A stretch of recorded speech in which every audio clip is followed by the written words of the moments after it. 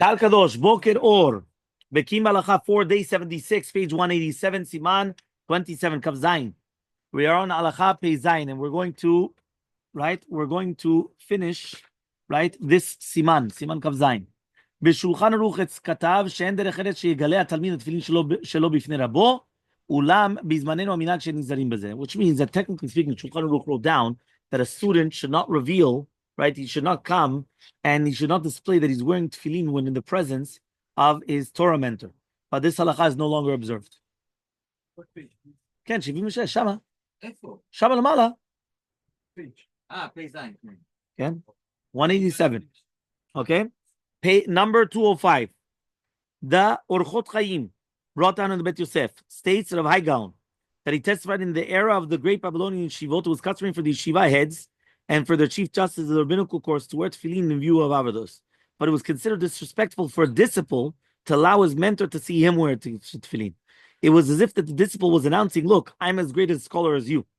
Meaning that it's showing haughtiness, because who are you? You understand? So he says tefillin were recognized then as a symbol of distinction. The Ramah disagreed with this. Explaining that such a rule applied only in the era when people commonly wore tefillin all day long. During the time one recites the Shema and Amidah Shachrit, however, it's not disrespectful that there's no reason to hide the fact that one is wearing tefillin. This disagreement is repeated again in Shulchan Aruch. The Lechabra explained nowadays, even Sephardic Jews were not careful in this. Now we're going to start the preface of Siman Kafchet. Hesech Hadat, remaining aware of one's tefillin. Okay? The Talmud teaches, Rabbi Baravuna said, one must touch the tefillin every so often, very often, while wearing them.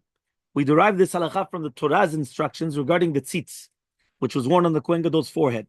The Torah states, Vayal mitzchot tamid. It's going to be on the forehead constantly, meaning that he must remain aware that it's on his forehead. The tzitz contains the name of Hashem, and yet the Torah demands the Kohen Gadol that he remembers all the time. Tefillin contain also the name of Hashem multiple times. So certainly when you're wearing them, you have to have that in mind.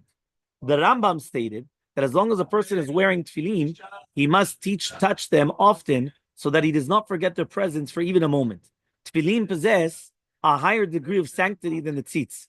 For the tzitz please close the door. Contains one name of God, while there are 21 names of God in the tefillin shalosh, and again in the tefillin shel yad.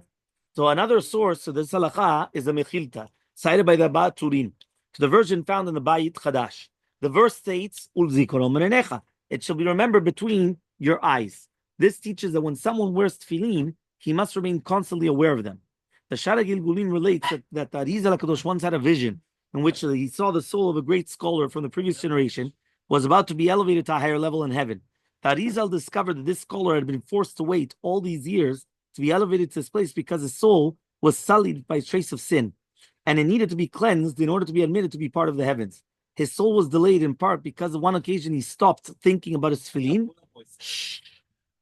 He says, while concentrating in one of the prayer of Vav Letzion. This incident is cited by many achronim, including the Kaf Chaim Sofer.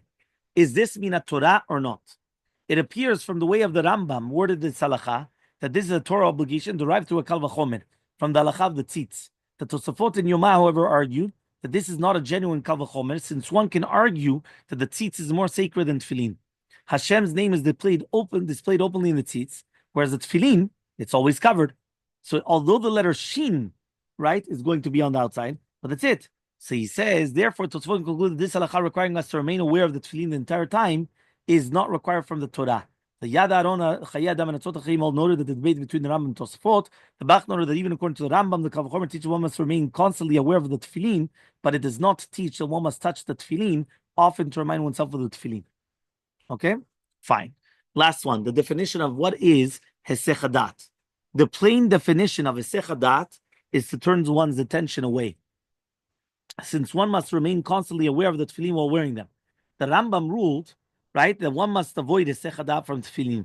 And this way, he described the halacha up to now. He says one must remain aware of one's tefillin as long as one wears them, but you do not define this halacha in an entirely different manner.